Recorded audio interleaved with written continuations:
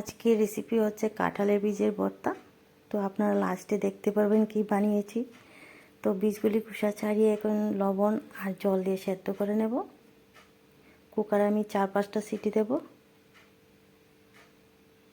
এদিকে সেদ্ধ হয়ে গেছে, এখন নামিয়ে নিলাম।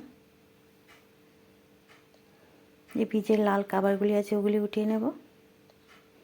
এখন পেস্ট বানিয়ে নিলাম।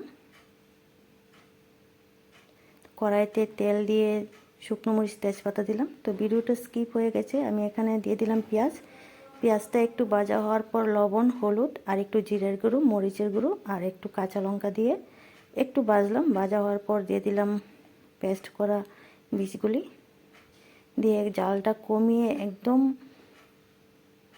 আস্তে আস্তে ভাজতে হবে। এর মধ্যে রসুন দেবেন না, রসুন দিলে যে ফ্লেভারটা আসে ওটা চলে যাবে। এমনিতে খুব দারুণ লাগে খেতে।